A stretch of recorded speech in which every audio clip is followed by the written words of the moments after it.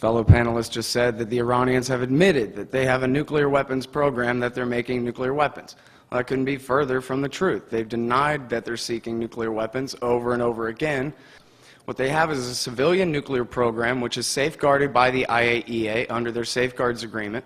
Any non-nuclear weapons state, such as Iran, which is a member of the Non-Proliferation Treaty, must have a Safeguards Agreement with the IAEA, which allows the International Atomic Energy Agency inspectors to monitor their nuclear facilities and verify the non-diversion, as the IAEA has in the case of the Iranians more than a dozen times over the years, including just late last year. They have continued to verify the non-diversion of any nuclear material to a military or other special purpose. So what they're basically saying to you is, we have proved the negative. We have proved what they have not done. They have not diverted any of their nuclear material away. Nobody's accusing the Iranians of producing plutonium or having any plutonium. They're being accused of enriching uranium, but they're enriching uranium to a measly 3.6% industrial grade for use in their electricity program.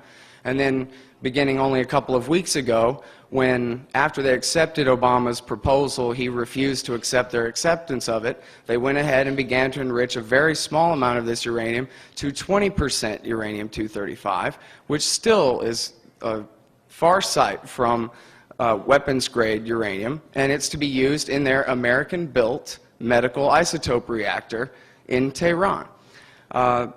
However, if you turn it to ABC, CBS, NBC, CNN, Fox News, or any of the rest of them, the Fox guys and David Schuster over at the liberal channel, MSNBC, will all agree that there's a scary, dangerous nuclear weapons threat from Iran.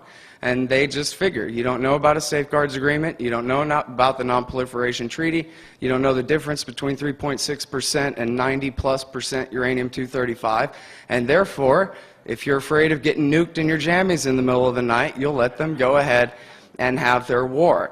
Last September, Mark Hosenball reported in a web-only exclusive for Newsweek magazine that the CIA and, in fact, the rest of the intelligence community, including the other 16 American intelligence agencies that we know about, that they all agreed and put paperwork on President Obama's desk, a new report on his desk saying that they stand by their conclusion of November 2007, that the Iranians do not have a nuclear weapons program and they have not made the political decision to start one.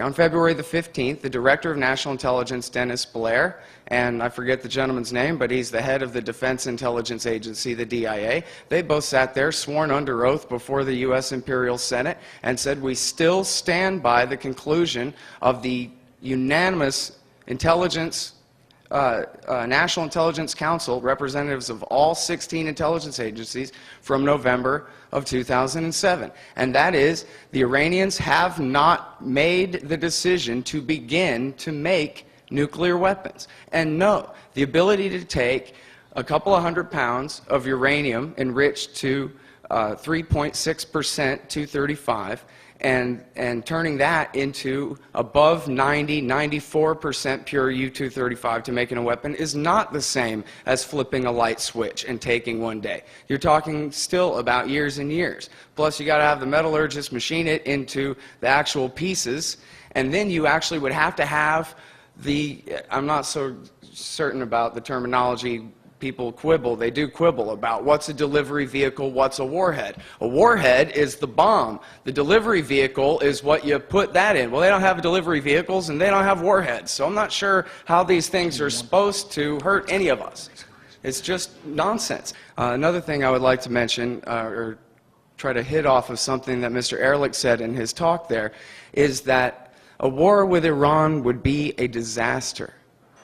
That's the way he put it. The way I put it is that a war with Iran would mean the deaths of thousands of American soldiers in Iraq and Afghanistan.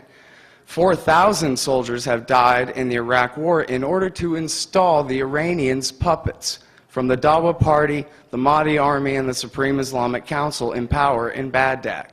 And both Abdulaziz al-Hakim from the Supreme Islamic Council, who's now dead, but his son is in charge, and Muqtada al-Sadr, the big kingmaker from the election a couple of weeks ago have promised that they would go to war with the American occupation in the United States. These are the people who did not fight.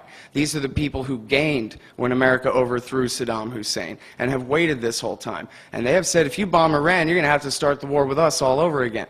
Not to mention the fact that our soldiers are right there within missile range. It is also perfectly within the capability of the Iranians to close the Straits of Hormuz at the gates of the Persian Gulf and drive the cost of oil up over $200 a barrel, which would probably destroy what's left of the global economy and the division of labor in global trade.